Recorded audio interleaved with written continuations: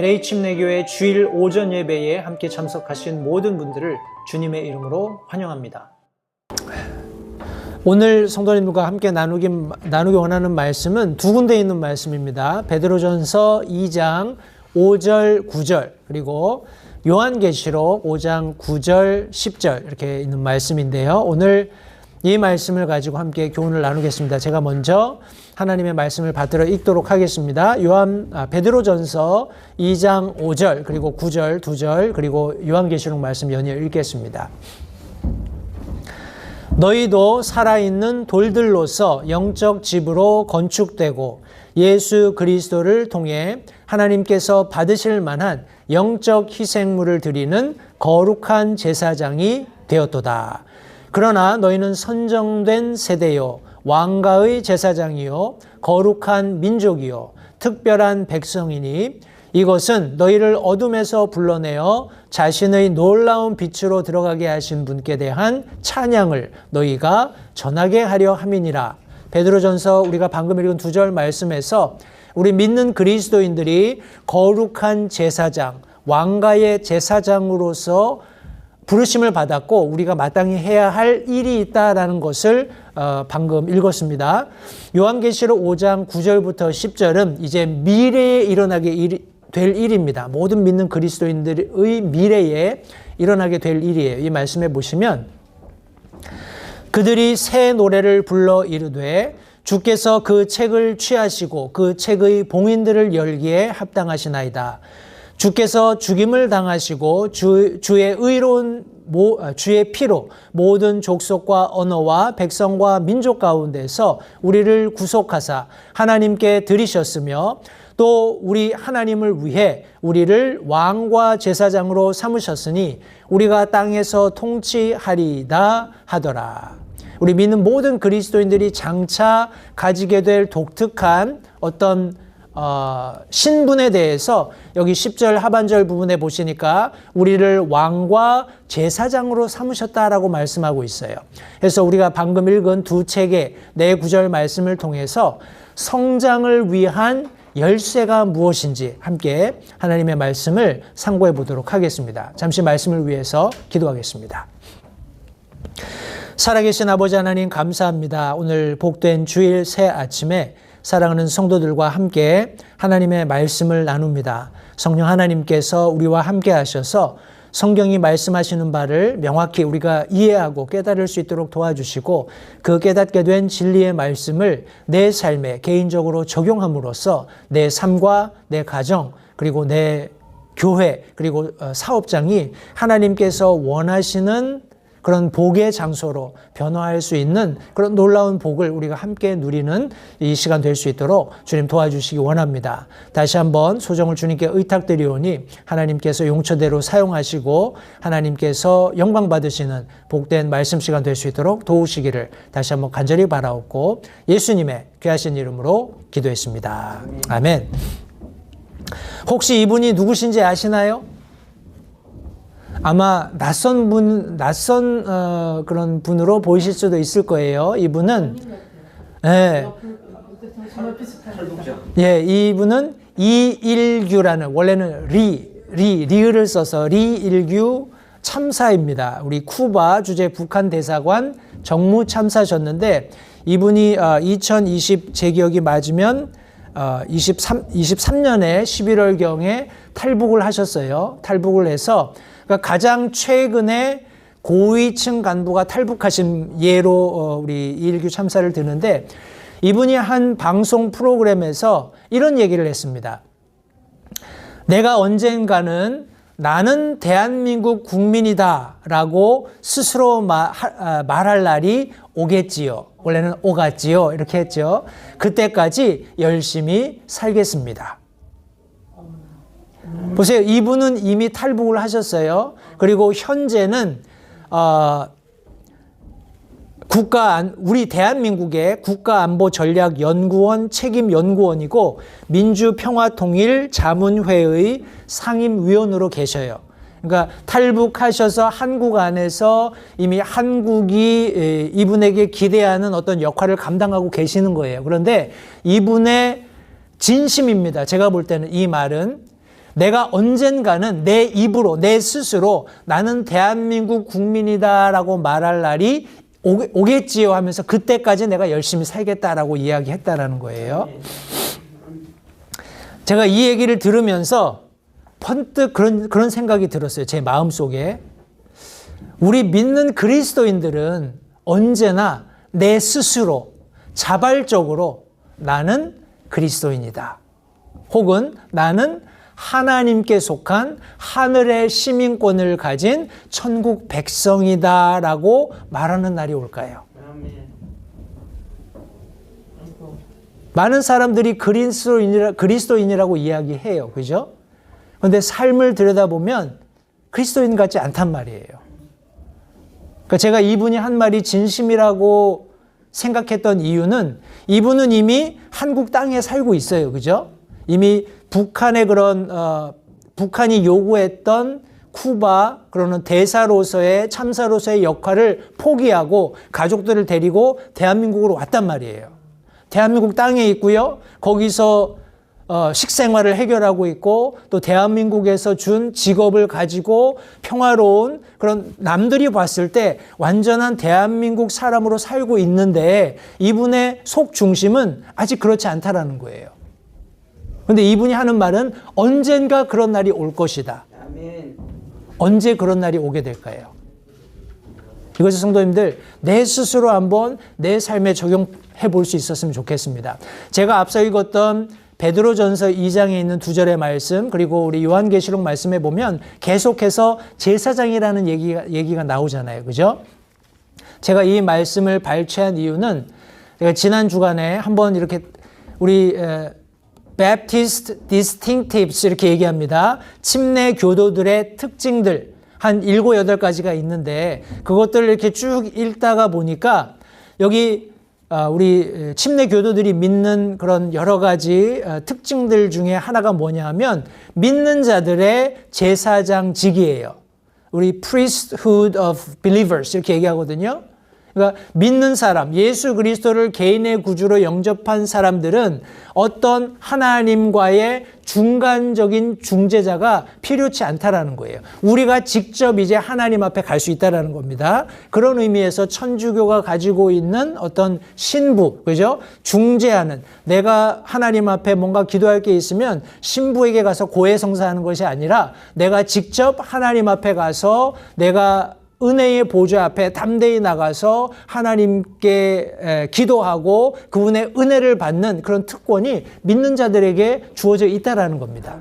근데 성도님들 일반적으로 제사장이다 하면 인간과 하나님 사이의 중재자로서 어떤 종교 의식들을 행하는 그런 권한을 가진 사람으로 우리가 이해를 해요. 그런데 제가 이 침례 교도들의 특징에 있는 믿는 자들의 제사장직을 쭉 읽다가 보니까 밑에 어떤 내용이 있냐면 제사장으로서 우리 믿는 그리스도인들은 하나님의 말씀을 공부하고 여기 또 이렇게 됐네요.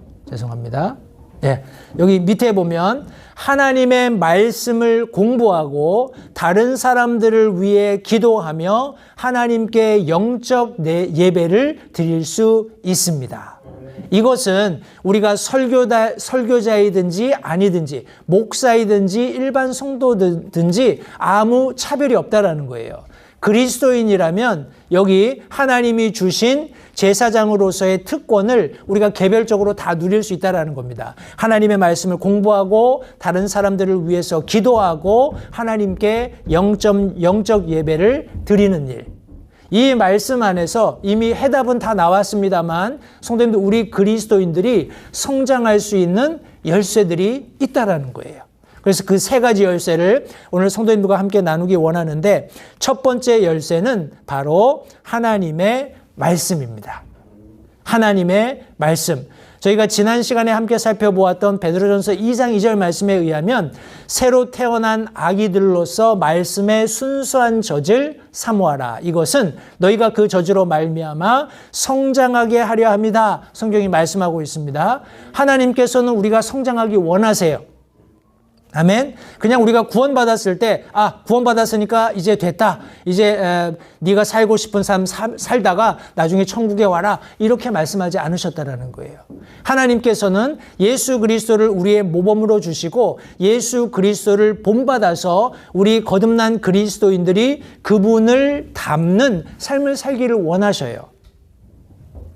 그러기 위해서 하나님의 말씀을 유일한 자원으로 우리에게 주셨는데 성도님들, 이 말씀은 그리스도인의 삶을 준비시킵니다. 하나님의 말씀을 통해서 그리스도인의 삶이 준비될 수 있다는 거예요.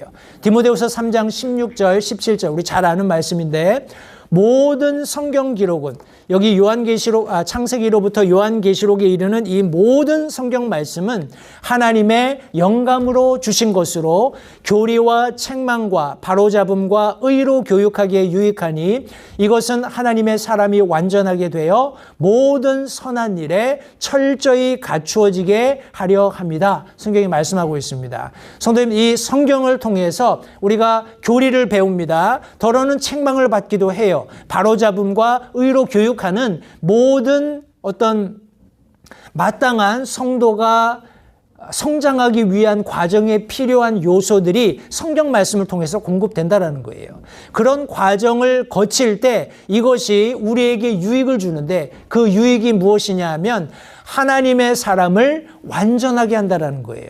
제가 질문 하나 하겠습니다. 성도님들, 예수 믿는 사람이라고 완전해질 수 있을까요? 노맨? 네, 희망사항이죠. 그죠? 근데 성경 말씀에 보니까 하나님의 사람이 완전하게 된다 하면서 모든 선한 일에 철저히 갖추어질 수 있다라고 말씀하고 있어요. 이 말씀인 즉슨 성도님들, 우리가 사람들이 보는 관점 혹은 사람들이 기대하고 바라는 모습에서의 완전함이 아니라 하나님이 쓰시기에 합당한 그릇으로서의 완전함을 가질 수 있게 된다는 거예요. 뭘 통해서요? 하나님의 말씀을 통해서 이 말씀 안에서 가르치는 교리, 책망, 바로잡음, 의로 된 교육을 우리가 받게 되면 하나님이 쓰시기에 합당한 완전함으로 그 일에 철저하게 갖춰질 수 있다는 거예요. 다윗이 죄가 없습니까? 죄가 있지요. 너무나 큰 죄가 있습니다. 그럼에도 불구하고 하나님께서는 다윗은 내 마음에 합한 자다라고 말씀하셨어요. 아브라함은 죄가 없습니까? 아브라함도 여러 실수들을 범했습니다. 그럼에도 불구하고 하나님께서 내가 아브라함을 안다라고 말씀하셨어요. 그리고 그를 통해서 믿는 자들의 조상이 되는 놀라운 특권을 허락하셨습니다. 하나님의 말씀을 통해서 끊임없이 하나님의 말씀의 가르침을 받아들이고 책망하실 때 그 책망을 내 유익을 위해서 받고 바로잡아 주시고 의로 교육하시는 이 모든 과정들을 그들의 삶을 통해서 단련했을 때 비로소 하나님이 쓰실 수 있는 완전한 자로 구비되어서 하나님께서 사용하셨다라는 겁니다. 하나님의 말씀이 그리스도인의 삶을 준비시킬 수 있는 유일한 도구라는 것 기억하시고, 하나님의 말씀은 역사를 통해서 인내하며 소망을 가지게 합니다. 우리 로마서 15장 4절 말씀해 보시면 무엇이든지 전에 기록된 것은 우리의 배움을 위하여 기록되었으니 이것은 우리가 성경 기록들이 주는 인내와 위로를 통해 소망을 가지게 하려 함이니라. 성도님들, 이 성경은 기록된 것 자체만 한 2500년 정도, 그리고 35명 정도의 저자들에 의해서 기록되었습니다. 그러나 실제적으로 우리가 가지고 있는, 지금 우리 손에 들려있는 이 성경은 거반 6000년의 역사를 담고 있는 거예요.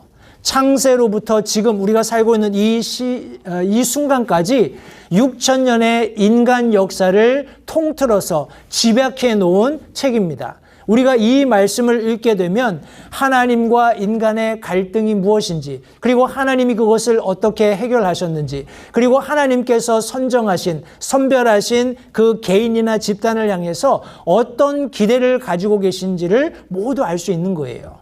성도님들, 이 말씀이 보여주고 있는, 말씀이 품고 있는 역사들을 통해서 우리가 인내하면서 얼마든지 다가올 미래에 대해서 소망을 가질 수 있게 되는 겁니다. 검증된 거예요. 하나님의 말씀이 우리를 성장하게 하는 첫 번째 열쇠가 되는 이유입니다. 또 하나님의 말씀은 내 자신의 생각과 의도를 검증할 수 있습니다. 우리가 잘 아는 히브리서 4장 12절 말씀에 보시면 하나님의 말씀은 살아있고 권능이 있으며 양날 달린 어떤 검보다도 예리하여 혼과 영과 및 관절과 골수를 찔러 둘로 나누기까지 하고 또 마음의 생각과 의도를 분별하는 분이시다라고 말씀하고 있습니다. 여기는 단순하게 성경 책을 얘기하는 게 아니에요. 그냥 기록되어 있는 이런 어떤 문서를 얘기하는 것이 아니라 하나님의 말씀 자신을 지금 여기 묘사하고 있는 겁니다. 분별하시는 분이라고 성경이 말씀하고 있어요. 이런 분 앞에 우리가 벌거벗은 채 드러나 있다 성경이 말씀하고 있습니다. 성도님들, 내 자신의 생각, 의도, 나 자신도 종종 모를 때가 있어요. 그죠? 그런데 우리가 하나님의 말씀을 묵상하다 보면 하나님의 말씀을 통해서 내가 가지고 있는 생각 혹은 내가 가지고 있는 의도가 선한지 악한지 분명하게 드러난다라는 것. 이것은 실제적으로 성도님들 이론이 아니고 우리 삶에서 경험되는 것입니다. 그리고 매 순간 경험되어야 해요. 그것이 우리가 성장할 수 있는 유일한 근거가 되어야 합니다. 우리 네 번째로는 하나님의 말씀은 바른 믿음을 시작할 수 있는 유일무이한 출발점입니다. 우리가 잘 아는 로마서 10장 17절 말씀, 그런즉 이와 같이 믿음은 들음에서 나며 들음은 하나님의 말씀에 의해 온다. 성도님들, 우리가 나는 하나님 믿습니다 이렇게 얘기할 때 하나님이 어디 계신가요? 네, 하나님이 우리가 보이지 않는 셋째 하늘에 계시지만 그분이 말씀하신 그 말씀이 우리에게 있기 때문에 이 말씀을 부지런히 상고하게 되면 이 말씀 안에서 살아계신 하나님을 만나게 되는 거예요. 그 살아계신 하나님의 말씀이 담겨있는 이 말씀이 아니고서는 올바른 믿음이 우리에게 올 수 없다는 것을 다시 한번 기억하시기 바랍니다. 그리고 하나님의 말씀은 구원에 이르는 유일한 길입니다. 야고보서 1장 21절 말씀에 보시면 그러므로 모든 더러움과 넘치는 악을 내버리고 접붙여진 말씀 곧 능히 너희 혼을 구원할 수 있는 말씀을 온유함으로 받으라. 하나님의 말씀만이 우리를 구원에 이르게 하는 유일한 길이라는 것을 다시 한번 기억하시기 바랍니다. 앞서 제가 하나님의 말씀의 여러 가지 역할들을 말씀드렸어요. 그리스도인의 삶을 준비시키고 과거의 역사를 통해서 인내하며 소망을 가지게 합니다. 그리고 내 자신의 생각과 의도를 검증할 수 있고 바른 믿음의 출발점이 되고 구원에 이르는 유일한 길이다. 이런 다양한 그리스도인의 삶에서 실제적인 원리들을 말씀드렸어요. 그런데 제가 이것을 조금 확대해 보겠습니다. 어떤 의미에서는 한 차원 높은 그런 어플리케이션, 적용이 될 수도 있겠는데 제가 이렇게 한번 말씀드려 볼게요. 우리 인간 세상, 성도님들이 어느 나라를 생각하셔도 좋습니다. 그 나라에는 그 나라를 통치하기 위한 통치 시스템들이 있죠. 그죠? 법전이 있습니다. 더러는 성문화되어 있고, 성문화되어 있다는 것은 다 책으로 기술되어 있어서 뭐 몇 장, 몇 조, 몇 절 뭐 이렇게 찾아가지고 가면 거기 그런 내용이 있다라는 거예요. 그런데 어떤 나라에서는 성문화되어 있지 않을 수도 있어요. 아직 미개한 나라에서는 옛날 추장 이런 족장 이런 시스템에서는 추장이 법이잖아요. 그죠? 족장이 법이고. 그런데 오늘날 우리 모든 나라가 그렇다고 말할 수는 없겠지만 대부분의 나라들은 성문화되어 있는 법이 있습니다. 그 법들이 어디서 왔을까요? 하늘에서 뚝 떨어진 게 아니겠죠? 이 사람들이 살면서 무엇이 선하고 옳은지, 무엇이 악이고 무엇이 선인지 이런 것들을 알기 위해서 여러 경험을 통해서 축적된 내용들을 아마 그렇게 성문화하거나 아니면 자신들의 나라를 통치하는 이념으로 받아들였을 겁니다. 그런데 대부분의 경우 이 나라들이 그렇게 자신들의 법을 받아들이게 된 배경을 보면 하나님의 말씀이 그 이면에 있다라는 거예요. 특별히 뭐 우리가 살고 있는 미국이나 대한민국도 마찬가지입니다. 그 헌법이라든지 미국의 그런 헌법에서도 성도님들 반드시 하나님의 말씀이 최고의 권위가 되는 것을 우리가 엿볼 수 있어요. 그렇지 않은 다른 나라들의 법조항들도 보면 성경의 말씀들이 배경이 되는 것들이 굉장히 많습니다. 그런 측면에서 성도님들 제가 이렇게 한번 질문을 드려볼게요. 여기 다양한 세속적인 세상 법들이 있는데 근본적으로 우리가 하나님의 말씀을 알지 못하면 정확하게 이 세상 법이 옳은지 그른지 판단하는 것이 굉장히 어렵습니다. 그죠?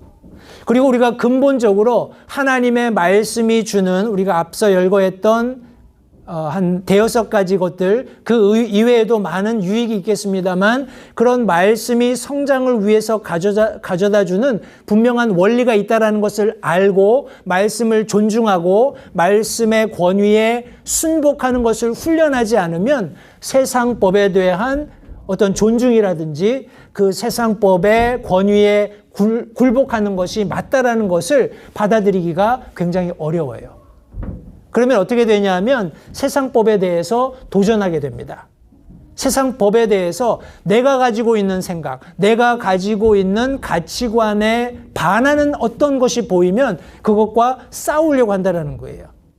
성도님들, 오늘날도 그런 그리스도인들이 점점 불행하지만 늘고 있는 추세입니다. 다른 말로 얘기하면 야, 내가 생각할 때는 이게 맞는데 왜 성경은 그렇게 얘기하지 않냐? 아, 성경은 너무 오래돼서 그래. 낡은 법이야. 이것은 더 이상 우리가 따를 필요가 없어 라고 생각하면서 다수의 사람들이 동의하는 어떤 내용을 가지고 하나님의 말씀을 대체하기 시작하는 거예요. 그러면서 급기야는 이제 하나님의 말씀에 손을 대는 겁니다. 아, 이 단어는 맞지 않아. 부적절해. 우리 가령 뭐 동성애를 하는 아니면 그런 뭐라고 하나요? 이런 다양한 성적인 부분에 있어서 자유분방하고 부도덕한 원리를 가지고 있는 사람이 생각을 가지고 있는 사람이 성경이 말씀하고 있는 남녀 간의 결혼이라든지 아니면 하나님께서 바라보시는 어떤 음행의 정체라든지 음행에 대한 정의라든지 이런 말씀들을 볼 때 마음이 편할까요? 마음이 안 편하겠죠? 그러면 어떻게 해요? 내 죄를 회개하고 뉘우치고 하나님께 돌이키면 되는데 성장하기 위해서 그 사람들은 성장을 포기하는 거예요. 성장을 대신 포기하고 이 말씀을 병개시킵니다. 이 말씀을 그런 사람들이 읽어도 무난하게 바꿔버리는 거예요. 그런 과정을 통해서 하나님의 말씀의 권위, 나를 성장시킬 수 있는 유일한 자원으로 주신 하나님의 말씀을 거절하고 자기가 믿고 생각하고 확신하는 대로 살기로 결정하고 하나님의 말씀을 바꾸거나 세상에서 투쟁하는 겁니다. 그래서 그것을 얻어내려고 해요.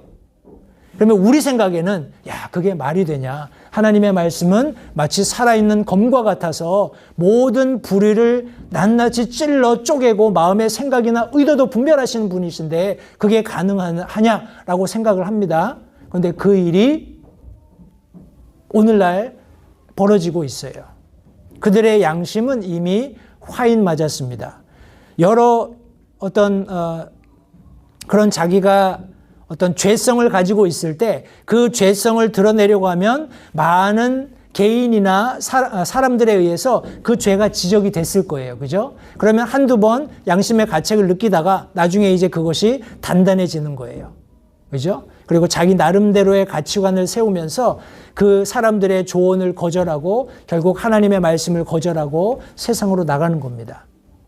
그러면서 하나님께서 예비해 놓으신 여러 가지 현 시대의 실제적인 징벌들을 받았음에도 불구하고 굴하지 않고 더 나아가서 그것이 하나님의 진노에 이르는 죄라는 것을 스스로 알 뿐만 아니라 더 나아가서 그렇게 하는 사람들을 격려해서 더 많이 좀 성경적으로 극단적인 표현입니다만 마귀들의 자식이 되게 만드는 거예요. 성도님들, 그런 시대를 우리가 살고 있습니다. 주의하셔야 돼요. 하나님의 말씀을 통해서 성장하는 그리스도인들은 동일하게 세상법에 대한 존중, 투쟁이나 어떤 분열을 통해서 내가 이루고자 하는 것을 이루려는 그런 시도조차 하지 않는 겁니다. 그러면서 동일하게 하나님이 주신 법을 존중하는 그런 어떤 나라의 법조항이라면 기꺼이 거기에 내가 원컨 원치 않건 동의하건 동의하지 않건 순복할 수 있는 그런 겸손함을 가지고 하나님이 통치하시도록 기도하는 그런 겸손한 그리스도인이 되어야 합니다. 성경에 그런 몇 가지 예들이 있어요. 우리 여기 이 그림은 우리 민수기 13장에 나오는 이스라엘의 12명의 정탐꾼 얘기입니다. 이제 가나안, 하나님이 이스라엘 백성들에게 약속하신 젖과 꿀이 흐르는 아주 풍요로운 땅 가나안을 이제 눈앞에 두고 있어요. 그런데 이때 12명의 정탐꾼들이 소집이 됩니다. 그 중에 그 중에 두 사람, 여호수아와 갈렙이 그 중에 들어가죠. 그리고 각 지파마다 유력한 사람들을 12명 뽑았는데 이 사람들이 가서 40일 동안 땅을 정탐합니다. 그리고 돌아오는데 포도송이가 너무 커서 두 사람이 작대기에다 맸다고 성경이 기록하고 있어요. 근데 실제적으로 그런 포도가 있습니다. 우리가 생각하는 포도는 커봐야 뭐 거봉 이렇게 생각하잖아요. 그런데 이 포도는 너무 커서 정말 두 사람이 나무에다가 맬 수밖에 없는 그런 사이즈를 가지고 있어요. 그러니까 실제적인 눈으로 볼 수 있는 증거물들을 사람들이 가져온 거예요. 가져와서 뭐라고 얘기하냐면, 야, 진짜 그 땅은 젖과 꿀이 흐르는 땅이야. 우리가 그 증거로 이 포도송이를 가져왔어 하고 보여줬거든요. 그런데 문제가 뭐냐 하면 성도님들 보시면 제가 앞서 말씀드린 것처럼 어떤 사실을 보되 그 사실이 내가 가지고 있는 하나님의 말씀의 법 혹은 하나님의 말씀의 권위와 위배될 때는 말을 조심해야 돼요. 그죠? 그런데 이 사람들이 하는 말이 무엇이냐면, 야, 우리가 가니까 그 땅에 안악자손들이 살고 있더라. 그 사람들이 너무 거대해. 거인들이야. 그리고 자기 자신을 보는 거예요. 자기 자신을 보면서, 야, 우리는 그 사람들에 비하면 너무 작아. 그러면서 이 두 가지 자기들이 봤던 사실을 근거로 뭐라고 얘기하냐면, 그 사람들에 비하면 우리는 마치 메뚜기 같아. 이렇게 얘기를 했어요. 그러면서 우리는 그 땅을 가질 수 없어. 들어가면 전멸당할 거야. 라고 이제 결론을 낸 거예요. 제가 한번 여쭤볼게요. 이 12명의 사람들, 이스라엘에서 선별된 12명의 사람들은 각 지파에서 유력한 사람들이었어요. 그리고 계속해서 모세가 하나님께서 이스라엘 백성들에게 주기로 약속하신 가나안이라는 땅이 있다고 말씀하셨고, 그리 지금 이 민족들을 이끌어 가고 있는 거예요. 여러 가지 어려움들이 있었지만 홍해를 건너는, 물이 없는 곳에서 반석에서 물이 터지는 여러 가지 기적 같은 일들을 경험하면서 성도님들, 이 이스라엘 백성들이 지금 가나안 문 앞까지 와 있는 겁니다. 이들이 과연 하나님이 이 가나안 땅을 그들에게 주시겠다고 약속하신 것을 몰랐을까요? 네. 하나님의 말씀이 무엇이라고 약속하시고 있는지 성도님들 아셔요? 우리가 이 약속을, 하나님이 우리에게 주신 약속이 무엇인지를 정확히 알고 있다면 우리가 보는 것, 우리가 느끼는 것, 우리가 어떤 생각하는 것, 그것이 별로 중요하지 않다는 것을 알게 될 거예요. 그러나 그런 상황에서 그렇게 느끼고 그렇게 생각하는 것은 당연합니다. 이러면 정말 큰일 날 텐데. 이렇게 되면 어떡하지? 이렇게 되면 이거는 나중에 우리가 돌이킬 수 없어. 여러 가지 생각들이 우리 마음속에 일어날 겁니다. 그러나 성도님들, 여호수아 갈렙은 나머지 10사람과 달랐어요. 뭐라고 얘기했습니까? 야, 하나님이 우리에게 주신 땅이야. 그들은 우리의 밥이야. 우리가 가서 싸우면 얼마든지 무찌를 수 있어. 이 10명이 그런 얘기를 했을 때 그들의 옷을 찢으면서 이스라엘 백성들을 설득하기 시작했어요. 그런데 이스라엘 백성들은 누구를 따랐죠? 10명의 이 컴플레인하는 이 모든 상황을 부정적으로 해석했던 사람들의 의견을 따랐어요. 그래서 어떤 벌을 받았습니까? 그들이 40년 동안 광야를 방황하면서 하나님께서 너희들이 40일을 가서 탐지했는데 내가 분명히 보여준 적과 꿀이 흐르는 땅을 봤음에도 불구하고 나를 불신했기 때문에 하루를 1년으로 잡아서 40년 동안 광야에서 방황하면서 그런 말에 동의했던 1세대들이 다 쓰러질 때까지 너희들이 훈련을 받을 것이다 라고 말씀을 하셨어요.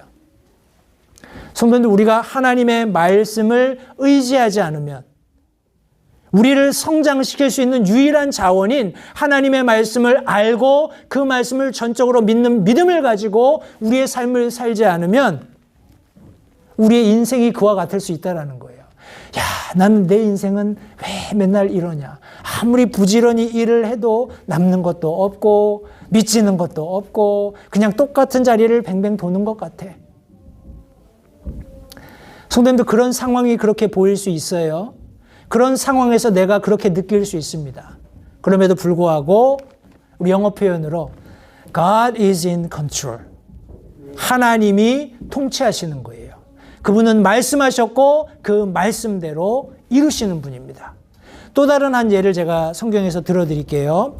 여기 보이는 이 장면은 참 불행하게도 민수기 13장에서 그런 하나님의 징계를 받았음에도 불구하고 민수기 16장 몇 장 뒤로 넘어가면 우리 이스라엘 백성 중에서 고라, 다단, 아비람, 온이라는 이런 아주 명성 있는 족장들이 여기 모세와 아론을 대적합니다. 야, 너희들 너무 지나치다. 하나님이 너희만 만나주셨냐? 왜 너희들이 우리 이스라엘 민족 위에 군림하면서 그런 모든 베네핏을 다 누리려고 하느냐? 이렇게 도전을 해요. 그래서 하나님께서 결국 이제 고라, 다단, 아비람을 따로 모세를 통해서 불러내시고 그를 추종하는 250명의 유력한 사람들을 함께 모읍니다. 그래서 너희들 향을 너희가 따로 준비해라. 그래서 어떤 향을 하나님께서 받으시는지 우리가 보자 하고 이렇게 이야기를 하고 이스라엘 모든 백성들이 함께 모인 앞에서 진영 앞에서 이렇게 향을 놓고 이제 모세가 우리 고라, 다단, 아비람을 향해서 섭니다. 그리고 이렇게 얘기해요. 이 사람들이 죽는 죽음이 그냥 일반적인 죽음이라면 하나님께서 개입하신 게 아니다. 그러나 만일 땅이 입을 벌려서 저들을 삼킨다면 성도님들 그런 일이 불가능하잖아요. 그죠? 하나님이 간섭하셔야지만 일어날 수 있는 일을 모세가 정확히 언급하면서 땅이 입을 벌려서 저들을 삼킨다면 하나님께서 나를 너희의 지도자로 세운 것으로 하나님이 인정하신 것이다 이렇게 얘기를 해요. 그 말이 끝나기가 무섭게 성도님들 땅이 입을 벌리고 우리 성경 표현대로라면 그와 그의 자녀들, 어린아이들까지 그리고 그의 모든 소유들까지 다 집어삼키고 다쳤다라고 성경이 말씀하고 있습니다. 그리고 250명의 향을 드렸던 사람들도 그 향으로부터 불이 나와서 소멸시켜버리는 그런 아주 하나님의 진노가 드러나는 그런 일이 여기 있었던 것을 성경이 말씀하고 있었어요. 그래서 성도님들 이런 상황을 보면 이스라엘 백성들이 아, 하나님이 살아계시는구나. 아, 하나님이 저분을 우리의 권위자로 주셨구나. 인정해야 되는데 이스라엘 백성들이 불평을 합니다. 야, 너 때문에 우리 이 지도자들이 다 죽었어. 우리가 믿는 아주 유력한 이 사람들이 뭐 달리 특별하게 죄 지은 게 없는데 이 사람들이 다 죽어버렸단 말이야 라고 불평했을 때 모세가 우리 아론을 통해서 빨리 향을 가지고 가서 이스라엘 백성들을 위해서 속죄하라고 얘기합니다. 왜냐하면 하나님의 진노가 이스라엘 백성들을 향해 타올라서 성경 말씀에 14,700명이 죽게 되는 일이 일어나요. 그리고 그것도 모자라서 이스라엘 백성들에게 다시 한번 우리 하나님께 예배하는 그런 분명한 직분을 아론이 가졌다라는 것을 확인시켜 주시기 위해서 이제 아론의 지팡이가 싹이 나는 그런 일도 이후에 일어나게 됩니다. 근데 성도님들, 계속해서 하나님께서 하셨던 말씀이 무엇이냐면, 모세야 저리 비켜, 내가 이스라엘 백성들을 다 진멸시켜버리고 내가 너로부터 다른 민족을 만들겠다라고 얘기하셔요. 그 하나님의 마음을 우리가 한번 이해해 볼 필요가 있다는 거예요. 성도님들, 하나님께서는 하나님의 말씀을 하나님의 사람을 통해 주시고, 하나님의 사람들이 그 말씀을 듣고 그 말씀을 통해서 성장하기를 기대하셨어요. 근데 우리가 이스라엘 백성들을 욕할 것이 아니라 오늘의 내 삶의 모습을 다시 되돌아볼 필요가 있습니다. 정말 나는 이 강단에서 들려지는 말씀, 하나님의 말씀이 우리의 성장을 위한 유일한 열쇠로 하나님이 주신 첫 번째 열쇠다라고 말씀을 제가 전하고 있는데, 정말 나는 그렇다면 내가 하나님의 말씀을 부지런히 읽어야지, 내가 하나님의 말씀을 부지런히 연구해야지, 내가 하나님의 말씀을 부지런히 탐구해서 그 안에서 하나님이 내게 원하시는 것이 무엇인지를 내가 열심히 배워야지, 그리고 익혀야지, 내 삶에서 훈련해야지, 이런 결정을 내가 하냐라는 거예요. 도리어 내 삶에서 이거 봐, 또 이런 일이 일어났잖아. 왜 내가 교회도 열심히 다니고 예수님 믿는다고 믿는데, 이렇게 부지런을 떠는데 왜 나한테는 이런 일만 일어나는 거야? 하고 혹시 불평, 불만을 토로하지 않는지, 우리 자신을, 성도님들, 다시 한번 돌아볼 필요가 있습니다. 성경은 분명히 말씀합니다. 시편 119편, 105편. 주의 말씀은 내 발의 등불이요 내 길의 빛이니이다. 시편 119편, 130편에도 주의 말씀들이 들어오면 빛을 주며 이 빛이 단순한 자에게 명철을 주나이다. 성도님들, 하나님의 말씀을 사랑하십시오. 하나님의 말씀을 부지런히 묵상하십시오. 왜냐하면 그것이 하나님께서 믿는 그리스도인들에게 주신 성장의 첫 번째 열쇠이기 때문에 그렇습니다. 우리 두 번째 열쇠는 바로 기도입니다. 자, 기도는 우리가 일반적으로 믿는 그리스도인들에게 숨과 같다, 호흡과 같다라고 이야기하죠. 제가 그래서 여기 여러 가지 격언들을 좀 들려드릴 거예요. 우리보다 앞서 산 믿음의 선조들이 기도를 어떻게 바라보았는지 한번 살펴볼 텐데, 기도의 본질이 무엇이며 그것이 왜 중요한지 하는가에 대해서 여러 사람들이 이렇게 얘기했습니다. 기도는 호흡이다. 기도 없이 영혼은 살 수 없다. 기도는 하나님과의 대화이며 하나님과 대화하는 사람은 결코 길을 잃지 않는다. 우리 어거스틴이 한 얘기입니다. 무릎 꿇지 않고는 결코 굳건히 설 수 없다. 기도하지 않는 것은 하나님 없이 살겠다고 선언하는 것이다. 굉장히 극단적이지만 맞는 말씀이죠. 기도하지 않는 것은 나는 하나님 없이 살아도 괜찮아요 하는 표현이라는 거예요. 우리 기도의 능력과 응답에 대해서도 많은 격언이 있습니다. 하나님은 기도하는 손길을 통해 역사하신다. 하나님의 능력의 손은 기도로 움직인다. 하나님을 일하시게 하려면 기도하라는 거예요. 기도는 하늘 문을 여는 열쇠다. 단순히 그리스도인을 성장하게 할 뿐만 아니라 모든 그리스도인에 필요한 능력이 우리에게 주어질 수 있는 그런 길을 만드는 것, 그것이 바로 기도다라는 거예요. 기도는 불가능한 것을 가능하게 만든다. 우리는 기도를 통해 인간의 한계를 넘어 하나님의 능력 안으로 들어간다. 위대한 우리 허드슨 테일러 선교사가 한 얘기입니다. 우리 끊임없는 기도의 삶을 권면하는 그런 격언도 있어요. 하루를 기도로 시작하고 기도로 마치라. 철로 역정을 기록했던 존 버년 목사님이 한 얘기입니다. 기도는 우리가 하나님을 붙드는 것이 아니라 하나님께서 우리를 붙드시는 것이다. 기도는 삶의 위기를 피하는 방법이 아니라 위기 속에서 하나님을 만나는 길이다. 쉬지 말고 기도하는 것은 하나님께 대한 지속적인 의존을 의미한다. 우리 기도 생활과 신앙 생활에 대해서 이렇게 또 유명한 분들이 말했습니다. 기도는 가장 강한 무기이며 가장 강한 사람은 무릎을 꿇는 사람이다. 찰스 버전 목사님이 한 말씀이에요. 기도 없는 신앙은 힘 없는 신앙이다. 기도할 때 우리는 하나님과 함께하는 것이고 하나님과 함께할 때 우리는 두려울 것이 없다. 기도하는 사람은 모든 것을 가진 사람이며 기도 없는 사람은 아무것도 가진 것이 없다. 조지 뮬러가 한 얘기입니다. 성도님들, 이런 많은 사람들이 자신의 믿음 생활 속에서 기도가 어떤 의미가 있는지를 많이 이야기했어요. 왜냐하면 이것이 적어도 이분들에게는 자신의 신앙을 성장시키는 하나님이 주신 열쇠로 봤기 때문에 그래요. 성경은 어떻게 말씀하고 있나요? 기도는 하나님의 뜻이라고 말씀합니다. 데살로니가전서 5장 16절부터 18절에 우리가 잘 아는 말씀이죠.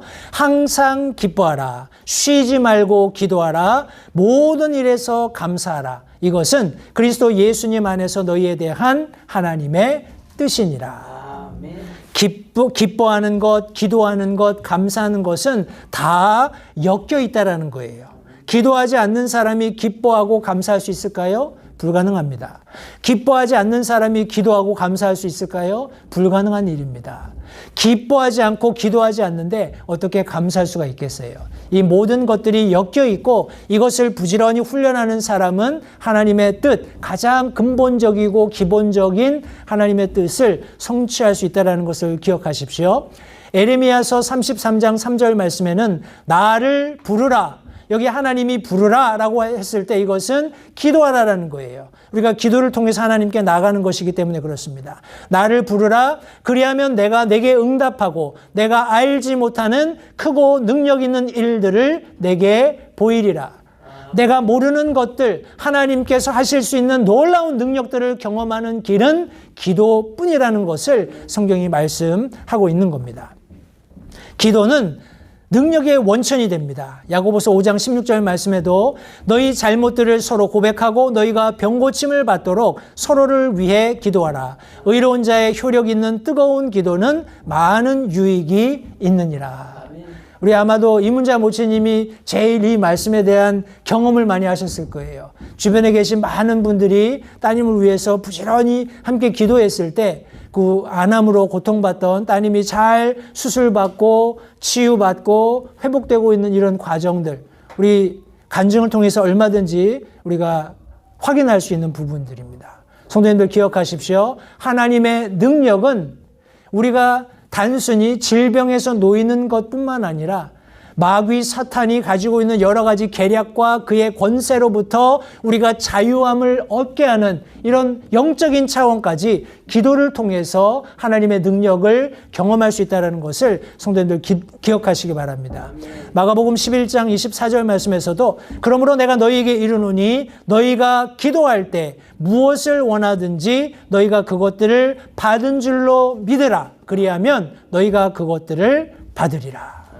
기도하며 하나님의 말씀을 믿는, 그분의 능력을 믿는 믿음을 가지고 있을 때 놀라운 하나님의 능력이 우리의 삶에 드러나게 되고 우리가 그것을 경험하게 되고 그렇게 되면 우리의 신앙이 결국 자라가게 된다는 것을 성도님들 기억하시기 바랍니다. 이런 기도를 하지 않는 것은 성도님들 하나님 앞에 죄입니다. 제가 그것을 이후에 조금 더 설명을 드리겠는데 기도가 교회와 사역을 세우는 유일한 방법이 된다는 것도 기억하시기 바랍니다. 로마서 12장 12절 말씀에 소망 중에 기뻐하고 환난 중에 인내하며 늘 절박하게 기도하고. 성도님들, 오늘이 그런 시대입니다. 우리가 절박하게, 간절하게, 긴급하게 하나님 앞에 기도해야 해요. 내 자신과 내 가정, 내 교회, 내 사업장, 내 나라, 내 민족, 우리가 이런 기도 제목들을 두고 절박하게, 뜨겁게, 간절히 기도해야 합니다. 하나님의 말씀이 성취될 수 있도록 성도님들 그렇게 기도하시면 좋겠습니다. 에베소서 6장 18절 말씀에서도 모든 기도와 간구로 성령 안에서 항상 기도하되 모든 성도를 위해 모든 인내와 간구로 그 일에 깨어있고. 아멘. 기도에 잠자는 성도가 되면 안 됩니다. 기도에 깨어 있으셔야 돼요. 예수님께서도 기도의 모범을 이미 보여주셨습니다. 마태복음 6장 6절 말씀에 오직 너는 기도할 때 내 골방으로 들어가 내 문을 닫고 은밀한 가운데 계시는 내 아버지께 기도하라. 그리하면 은밀한 가운데 보시는 내 아버지께서 내게 드러나게 갚아주시리라. 예수님께서 그렇게 말씀을 하셨는데 가령 예수님이 그렇게 안 하시면 안 되겠죠. 그래서 성경 말씀은 분명하게 예수님께서 가르치신 대로 훈련하신 분이라는 것을 드러내 보여주고 있습니다. 누가복음 5장 16절 말씀해 보시면 그분께서 광야로 물러가사 기도하시더라. 성경이 말씀하고 있습니다. 예수님께서는 단순히 제자들에게 이렇게 기도해 라고 말씀하신 것뿐만 아니라 스스로도 기도의 모범이 되신 분이라는 것을 다시 한번 기억하시고요. 앞서 말씀드린 대로 기도하지 않는 것은 하나님께 대한 죄입니다. 우리 사무엘상 12장 23절 말씀해 보시면 사무엘이 이스라엘 백성들을 향해서 이렇게 얘기합니다. 또한 나로 말하건대 너희를 위하여 기도하기를 쉼으로 내가 결단코 주께 죄를 짓지 아니하고 선하고 바른 길을 너희에게 가르칠 터이니 말씀하고 있어요. 성도님들, 저도 마찬가지입니다. 저도 개인적으로 우리 성도님들 한 분 한 분을 위해서, 가정을 위해서, 사업장을 위해서 기도하고 있어요. 아멘. 제가 만약 이 기도를 쉰다면 아마도 사무엘과 같은 이런 죄책감을 느끼게 될 겁니다. 그죠? 내게 하나님께서 섬기라고 주신 성도들인데 이 성도들을 잘 섬기지 못하고 그들의 아픔이나 슬픔을 이해하지 못한다면 이런 동일한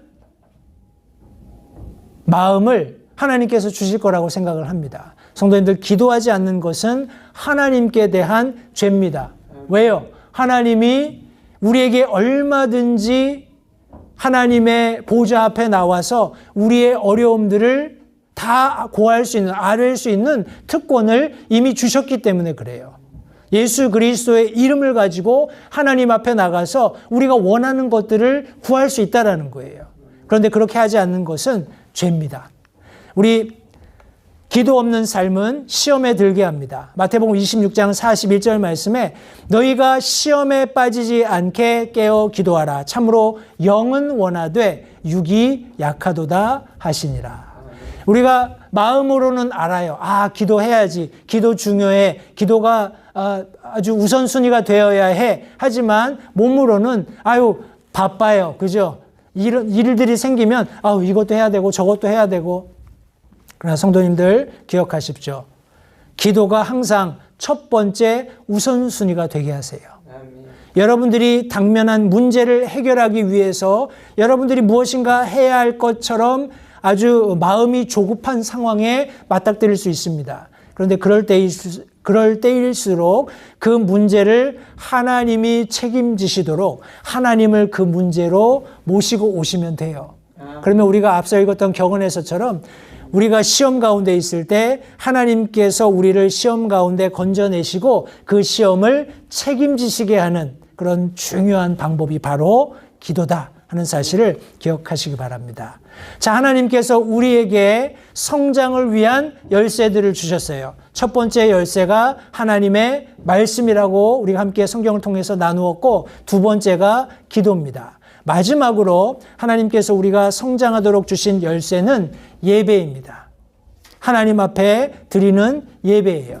이 예배를 요한복음 4장에서 예수님께서 직접 우물가에서 만난 사마리아 여인에게 설명하셨어요. 그러나 참되게 경배하는 자들이 영과 진리로 아버지께 경배할 때가 오나니 곧 지금이라.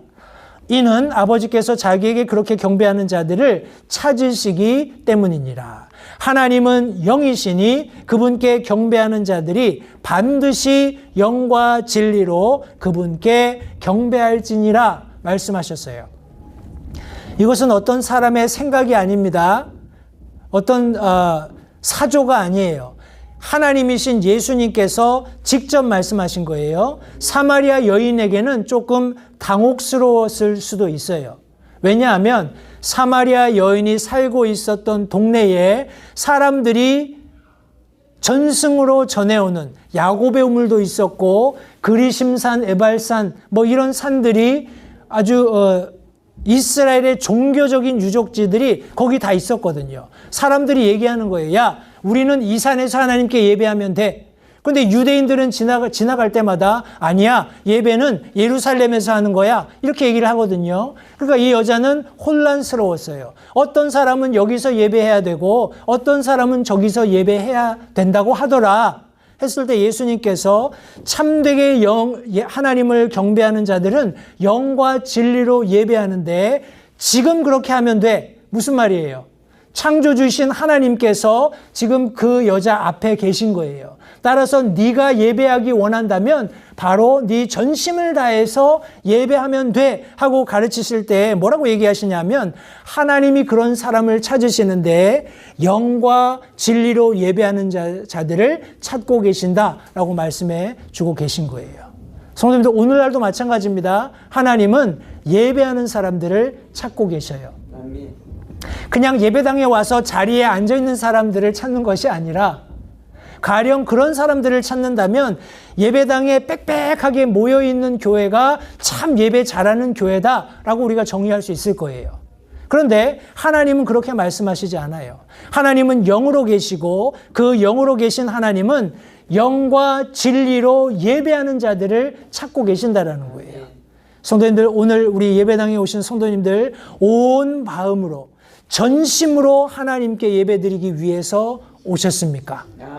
우리가 전심으로 하나님께 예배드리기 위해서는 하나님의 말씀이 있어야 돼요.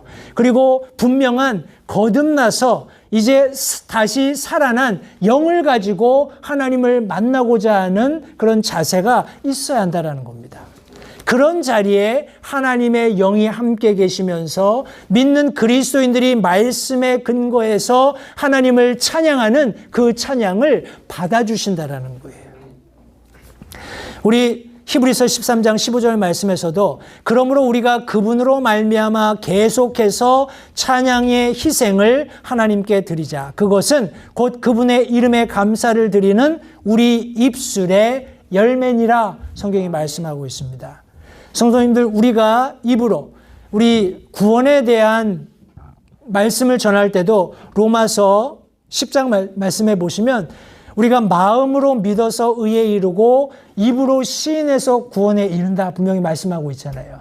우리가 구원을 하나님께로부터 은혜로 받는다라는 것은 어떤 의미에서는 하나님께서 가장 최소한의 것을 우리에게 요구하셨을 때 우리의 입을 열어서 그분을 인정하는 것을 통해서 받게 되는 겁니다. 다시 말해서 그 작은 입술의 열매를 통해서 시작된 그리스도인의 믿음 생활이 우리의 입을 열 때마다 하나님의 아름다우심을 찬양하는 결과를 가져와야 된다는 것을 성경이 말씀하고 있어요. 성도님들, 하나님 앞에 우리를 위해서 십자가에서 보혈을 흘리신 예수 그리스도께 우리의 입을 열어서 마음껏 찬양할 수 있게 되기를 간절히 바랍니다. 그것이 우리의 예배가 되어야 합니다. 로마서 12장 1절 말씀에서도 그러므로 형제들아 내가 하나님의 긍휼을 힘입어 너희에게 간청하노니 너희는 너희 몸을 거룩하고 하나님께서 받으실 만한 살아있는 희생물로 드리라. 그것이 너희의 합당한 섬김이니라. 아멘. 오늘날 우리는 앞서 살펴본 본문 말씀들을 통해서 하나님 앞에 왕 같은 제사장이라는 것을 알게 되었습니다. 그런데 우리가 제사장으로서 구약시대의 말씀들을 보면 짐승들을 가지고 와서 하나님 앞에 피를 흘려서 제사를 드렸어요. 그 헌물들을 우리가 불로 사를 때 하나님께서 그 냄새를 흠양하셨다, 받으셨다 성경이 말씀합니다. 그런데 로마서 12장 말씀은 우리가 왕으로 하나님의 제사장으로 예배드리기 위해서 올 때 우리 자신을 살아있는 희생물로 하나님 앞에 드리라는 거예요. 성도님들, 우리가 온전히 하나님 앞에 나 자신을 살아있는 희생물로 드린다라는 것은 예수 그리스도의 보혈을 힘입어서 하나님 앞에 나갈 때에만 가능한 겁니다. 내가 하나님 앞에 자랑할 게 뭐가 있습니까? 내가 하나님 앞에 드려서 그분을 기쁘시게 하거나 그분을 만족하게 할 만한 것이 뭐가 있습니까? 저는 아무것도 없어요. 네. 근데 하나님께서는 여전히 우리에게 합당한 예배를 기대하십니다. 이미 흘려주신 예수 그리스도의 보혈을 의지해서 나의 죄된 것 혹은 하나님 앞에 마땅히 소멸돼야 할 어떤 것이 있다면 그것을 가지고 하나님 앞에 나아가는 겁니다. 그러면 하나님께서 예수 그리스도께서 흘리신 피로 말미암아서 우리의 죄들을 사하시고 우리의 헌물을 받아주시는 거예요. 그것이 예배 가운데 있는 겁니다. 골로새서 3장 16절 말씀은 그리스도의 말씀이 너희 속에 모든 지혜로 풍부히 거하게 하여 시와 찬송가와 영적 노래로 서로 가르치고 훈계하며 너희 마음속에서 은혜로 주께 노래하고 성경이 말씀합니다. 성도님들, 우리 예배 안에서 찬양할 때 뜨겁게 열정적으로 가사가 의미하는 바를 이해할 수 있도록 애쓰시면서 그렇게 찬양하시면 좋겠어요. 노래를 잘하냐 못하냐 그건 중요한 게 아니에요. 하나님께서는 우리의 마음으로부터 뿜어져 나오는 하나님 앞에 쏟아내는 그 노래를 듣기 원하셔요. 그렇게 할 때 하나님께서도 노래하십니다. 아시죠? 너무나 찬양하는 백성들이 아름답고 기쁘고 하나님이 감탄에 맞지 않아서 하나님도 노래를 하신다. 성경이 말씀하고 있어요. 제가 이 그림을 설명하고 말씀을 마치겠습니다. 여기 제가 그냥 추측건데 모세가 아론에게 제사장직을 위임하는 어떤 그런 모습을 상상해서 그린 것이 아닐까 싶습니다. 이스라엘에는 세 그룹의 사람들을 임무를 주어서 직무를 맡길 때 기름을 붓습니다. 왕, 제사장, 대언자, 이 세 직무를 하나님께서 선별하시고 그들에게 이 직무를 맡기실 때는 기름을 붓는 것으로 성경이 기록하고 있어요. 네, 성도님들, 여기 이렇게 기름을 붓게 되면 이 제사장이 여러 가지 일을 감당해야 합니다. 어떤 일을 감당하냐 하면 하나님께 제사 드리는 일, 그리고 백성들을 위해서 속죄하고 중보하는 일, 그리고 백성들에게 율법을 가르치는 일, 그리고 성막과 성전을 관리하는 것, 그리고 백성을 축복하는 것, 이런 다양한 일들을 대제사장 혹은 대제사장과 함께 그런 제사장 직분을 이루는 사람들이 하도록 하나님께서 권위를 부여하셨어요. 저와 여러분들은 신약적인 관점에서 하나님께서 예수 그리스도를 통해서 기름 부어주신 제사장들입니다. 저와 여러분들이 제사장이라는 거예요. 그냥 목사님이 전하는 말씀 듣고 그냥 교회에서 행사 있으면 행사 참석하고 이거 하라면 하고 이렇게 하지 뭐, 그게 아니라 우리 스스로 해야 하는 역할들이 있다라는 거예요. 자, 성도님들 보십시오. 어떤 분들은 그렇게 생각할 거예요. 아니, 이게 영적으로 그냥 하나님이 나를 구원하셔서 왕으로 제사장으로 삼으시고 나중에 천년 왕국이 되면 같이 통치도 하고 뭐 이렇게 하라는 거겠지. 설마 지금 뭐 나한테 그런 역할을 기대하시겠어? 이렇게 생각하실 수도 있어요. 근데 절대 그렇지 않습니다. 성도님들, 왕가의 제사장이 되기 위해서는 훈련이 필요해요. 저와 여러분들의 삶 속에 내가 누구인지 정확히 아는 그런 자신의 정체성을 깨닫는 과정이 필요한데 그것은 성도님들 하나님의 말씀을 통해서 가능합니다. 아멘. 내가 거듭난 그리스도인이다. 내가 하나님의 눈앞에 이제 갓 태어난 어린아이 같고 이 어린아이로서의 새로운 나는 하나님의 말씀에 신령한 저주를 통해서 성장할 수 있다. 때문에 나는 하나님의 말씀을 읽고 묵상해야 된다. 가령 그것을 아셨다면 그렇게 하셔야 돼요.